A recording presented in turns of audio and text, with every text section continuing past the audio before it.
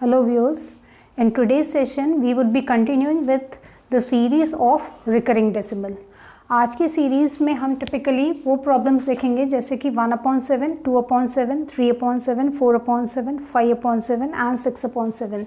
All these come under the process of recurring decimal. आज इस session में हम देखेंगे कि वैदिक मैथ्स के कंसेप्ट से how we can actually go for solving these particular problems and we would be also understanding the nature of the problem while taking up these particular questions. Now सबसे पहले जब हम 1/7 को सॉल्व करते हैं तो एज वी कैन अंडरस्टैंड कि अगर हम रिकरिंग डेसिमल की प्रॉब्लम को सॉल्व कर रहे हैं तो what we can do is that हम न्यूमरेटर एंड डिनोमिनेटर में 7 का मल्टीप्लाई करें. ना 7 का मल्टीप्लिकेशन क्यों कर रहा है, इसके लिए I request all my viewers to kindly go through my earlier videos so that जब हमारा पैटर्न अगर हमारा वैल्यू जो है लाइक सपोज 9 से 19 है, 29 है, 39 है, तो अगर ऐसे पैटर्न है तो हमने एक टिपिकल डिवीजन का प्रोसेस समझा था. तो उसी रूल के against what I would be trying is that कि हम 7 का जो डिनोमिनेटर है उसको हम ऐसे कन्वर्ट कर लें ताकि हमारा जो डिनोमिनेटर है उसमें हमारा लास्ट डिजिट 9 आ जाए. और 9 लाने की वजह से I am multiplying the numerator and denominator by 7. So what I'll get 7/49. So 9 was the reason behind I multiplied the numerator and divided the numerator and denominator by 7. Now अगर मेरा 7/49 आ गया है तो what I will be using, I can do this division by using एकाधिकेन पूर्वेण. और मैं left to right भी calculation कर सकती हूँ, राइट टू लेफ्ट भी कर सकती हूँ. Now what I'll do is that मैं एकाधिकेन पूर्वेण यूज़ कर लूँ and what I get 4 + 1 is equal to 5. Now what I'll do is that अगर मैं ये डिवीजन का जो प्रोसेस है 7/49 मैं स्टार्ट करती हूँ from left to right. Okay, तो what I'll get is that पहले अगर हम 7/49 करेंगे तो नहीं डिवाइड होगा, तो मैंने लिखा 0 पॉइंट. ठीक है, अब सबसे पहले अब हमारा न्यूमरेटर में क्या है 7 है, डिनोमिनेटर में क्या है 5 है. तो 7/5, 5 1s are 5, रिमाइंडर 2. यहाँ पर हमारा जो है वो रिमाइंडर आएगा और यहाँ पर हमारा जो है वो कोशेंट आएगा.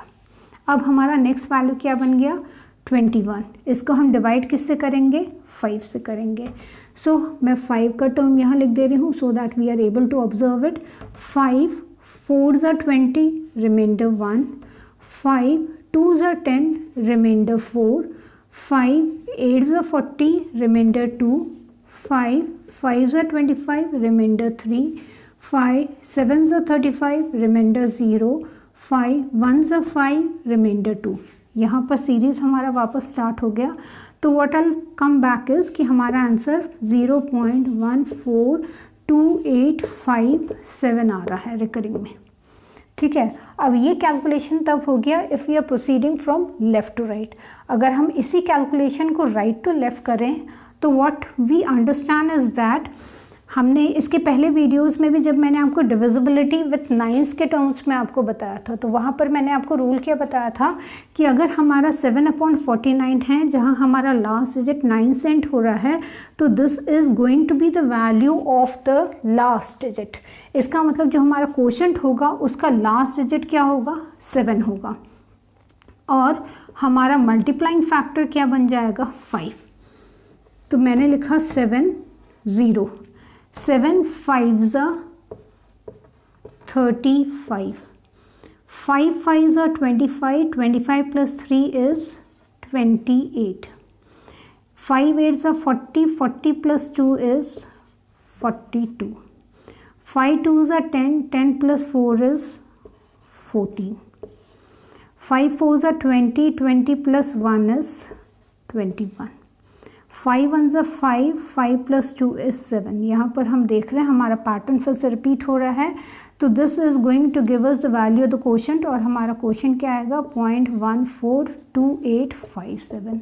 सो what we learn is that अगर हमें 1/7 करना है तो हम क्या करेंगे, सिंपल उस नंबर में ऐसे न्यूमरेटर और डिनोमिनेटर का मल्टीप्लाइंग फैक्टर दे देंगे so that it is going to end with 9, and once we have got the value of 9 we can use एकाधिकेन पूर्वेन, और एकाधिकेन पूर्वेन से या तो हम लेफ़्ट टू राइट कैलकुलेशन करेंगे जहाँ पर हमने 5 का फैक्टर यूज़ किया है, या तो हम राइट टू लेफ़्ट यूज़ करेंगे जहाँ पर हमने 5 फैक्टर यूज़ किया है, और 5 का फैक्टर हमें कहाँ से आ रहा है, एकाधिकेन पूर्वेन कर दिया जिसमें हमने 4 + 1 किया जिसकी वजह से हमारा 5 आ गया।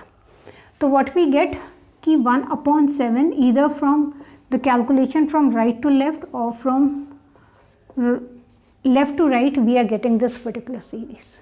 ठीक है, so this is first part of the calculation. Now इसी कैलकुलेशन को हम यूज़ करेंगे और हम बाकी सीरीज़ की भी वैल्यूज़ हम कैलकुलेट कर सकते हैं। Now we come to the second question, that is 2/7. Now I'll help you out कि अगर हमें 2/7 की वैल्यू अगर हमें कैलकुलेट करनी है तो what are the different ways. देखिए इसमें सबसे पहला वे हो जाएगा कि हम न्यूमरेटर और डिनोमिनेटर को 7 से मल्टीप्लाई करें तो आई गेट 14/49। ठीक है, एक ये वे हो गया। दूसरा वे क्या हो गया कि we can try to get to learn the cyclic pattern. Now what is the cyclic pattern, I wrote 1 4 2 8 5 and 7। ठीक है, तो अगर हमें 2/7 करना हो तो हम ऑटोमेटिकली इस साइक्लिक पैटर्न से मेकआउट कर सकते हैं कि हमारा वैल्यू क्या होगा। अब हमने क्या मेकआउट किया, 1/7 is going to be 0.142857। No अगर इन पर्टिकुलर वैल्यूज़ में देखें तो हमारा सबसे पहला वैल्यू क्या है, 1 है अगर हम असेंडिंग ऑर्डर में देखें। अब नेक्स्ट हमारा जो ग्रेटर वैल्यू क्या है असेंडिंग ऑर्डर में, दैट इज़ 2। तो अगर हमें 2/7 की वैल्यू करनी हो तो हमारी सीरीज़ कहाँ से स्टार्ट होगी, 2 से स्टार्ट होगी। I will move in a clockwise pattern and our answer is going to be 2 8 5 7 1 and 4। ठीक है, अदर वे आउट अगर आप यहाँ से नहीं प्रोसीड करना चाहते हैं, यानी लेफ़्ट टू राइट नहीं प्रोसीड करना चाहते हैं, और अगर आप राइट टू लेफ़्ट प्रोसीड करना चाहते हैं तो what do we get to know कि अगर हमने 2/7 किया तो हमारा लास्ट डिजिट क्या आया, 4 आया। 4 आया तो हम इसको एंटी क्लॉकवाइज रेफर कर सकते हैं। So that is 4 1 7 5 8 2। सो अगर हम क्लॉकवाइज चले तो भी हमारा आंसर आएगा, या एंटी क्लॉकवाइज चले तो भी आंसर आएगा, but the strategies need to be different. अगर हम लेफ़्ट टू राइट प्रोसीड कर रहे हैं तो हम क्या देखेंगे, हमारे इस वैल्यू में फर्स्ट हमने जब 1/7 किया तो 0.142857 हुआ। नेक्स्ट सीरीज़ में असेंडिंग ऑर्डर के सीरीज़ में हमारा नेक्स्ट वैल्यू क्या आ रहा है, 2 आ रहा है। 2 आ रहा है, इसका मतलब हमारा वैल्यू किससे स्टार्ट होगा, क्वोशंट का जो वैल्यू है that is going to start with 285714। ये हो गया जब हमने लेफ़्ट टू राइट किया, और जब हम राइट टू लेफ़्ट कर रहे हैं तो उस केस में हमारा लास्ट डिजिट क्या है, हमारा लास्ट डिजिट है 4, और अगर मैं एंटी क्लॉकवाइज इसी पैटर्न को लिखूं तो what I will get is 4 1 7 5 8 2। So this is how I can get the same pattern. इसका मतलब हमें कैलकुलेशंस करने की ज़रूरत नहीं है, और सिंपली इस साइक्लिक पैटर्न से हम मेक आउट कर सकते हैं कि हमारे सेट ऑफ वैल्यूज़ क्या होंगे। So this was about 2/7। Next हम इसी कैलकुलेशन को एक्सटेंड कर सकते हैं जब हम 3/7 करें। सो हमने जब 2/7 किया तो मैं ऑटोमेटिकली इस लूप को देखकर I can make it out that it is going to be 2 8 5 7 1 4। Now I'll come to the third part, that is 3/7. अगर 3/7 है so I'll use the same rule, 3 into 7 and 7 into 7. So that is 21/49. Now अगर 21/49 है हम divisibility नहीं use करेंगे, हम simple 1/7 का value हमने मेकआउट किया 142857। इंक्रीजिंग ऑर्डर में करें तो पहला 1 होगा, फिर 2 होगा, फिर 4 होगा। तो इसका मतलब अगर हम लेफ़्ट टू राइट पैटर्न शुरू कर रहे हैं तो हमारी सीरीज़ कहाँ से जनरेट होगी, 4 से जनरेट होगी in the clockwise pattern. So 3/7 is going to be 0.428571 अगर हमने इसको लेफ़्ट टू राइट किया। और अगर हम इसी वैल्यू को राइट टू लेफ़्ट करें तो हमारा लास्ट डिजिट यहाँ पर क्या है, 1। तो अगर हम 1 मेकआउट कर रहे हैं तो हम इसी पैटर्न से इसको लिख सकते हैं एज 1758240। तो इसका मतलब डिपेंडिंग अपॉन हम लेफ़्ट टू राइट प्रोसीड करना चाहते हैं या right to left, depending upon हम क्लॉकवाइज या एंटी क्लॉकवाइज पैटर्न को हम यूज़ कर सकते हैं simply by using the basic calculation of 1/7। इसका मतलब अगर हमने 3/7 किया तो वी गॉट 0.428571। सेम वे हम आ जाते हैं नेक्स्ट वैल्यू पर, दैट इज़ 4/7। अगर 4/7 है तो I write it as 4/7 and 7 4s are 28। इसका मतलब हमने 1 जब किया था तो हमारा सीरीज़ क्या असेंडिंग ऑर्डर में हमारी सीरीज़ क्या आ जाएगी, 1 2 4 5 7 8। बेसिक सीरीज़ ये होगी। तो पहला हमारा सीरीज़ 1 से हुआ, the next came with 2, the next is with 4। अब की हमारी सीरीज़ किससे होगी, 5 से स्टार्ट होगी। तो हमारा 4/7 विल बी 0.571428। ये हो गया अगर हमने लेफ़्ट टू राइट प्रोसीड किया। अगर हम यही कैलकुलेशन को राइट टू लेफ़्ट प्रोसीड करते हैं तो हमारा कंक्लूजन क्या है इस वैल्यू से कि हमारा जो लास्ट डिजिट है वो 8 से एंड होगा।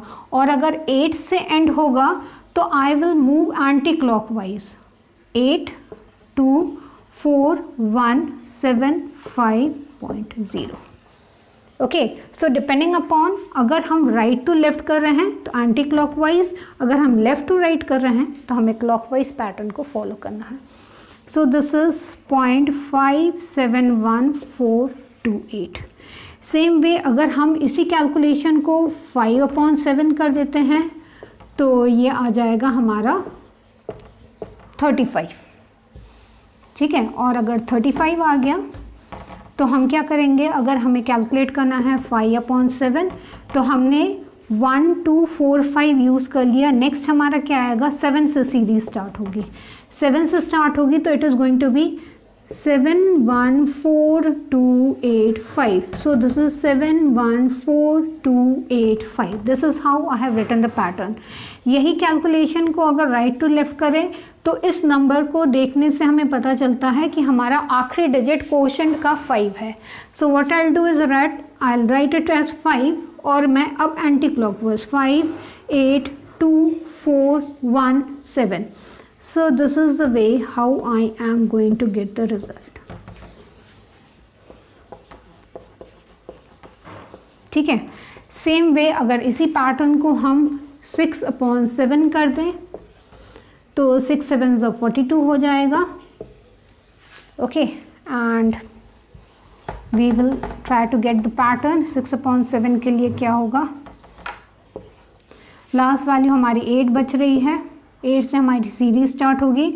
सो 857142 857142 अगर हम लेफ़्ट टू राइट किए, और अगर हम राइट टू लेफ़्ट किए इस नंबर को देखने से हमें पता चल रहा है कि कोशेंट का जो आखिरी डिजिट है that is going to be 2।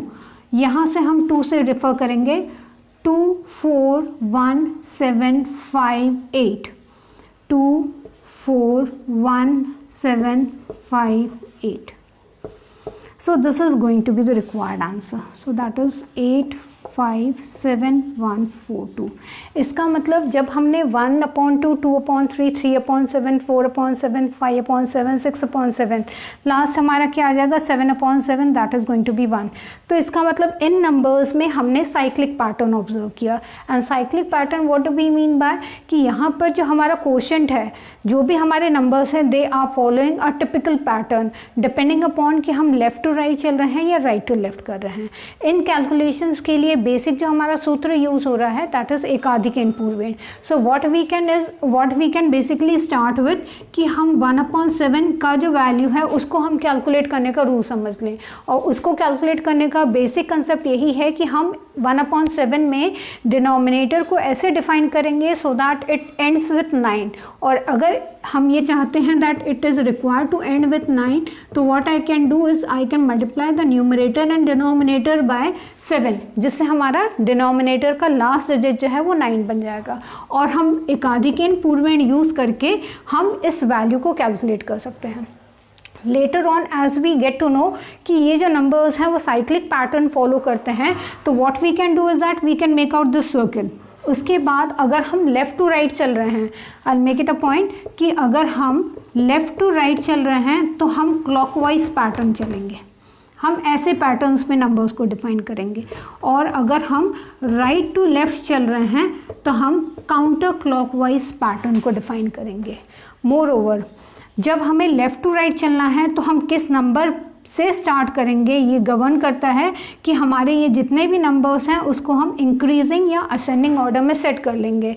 2/7 है यानी सेकेंड नंबर, 3/7 है मतलब थर्ड ऑर्डर में इंक्रीजिंग नंबर, 4/7 है मतलब नेक्स्ट सीरीज़ का जो असेंडिंग ऑर्डर का जो नंबर है उस पैटर्न में फॉलो करेंगे।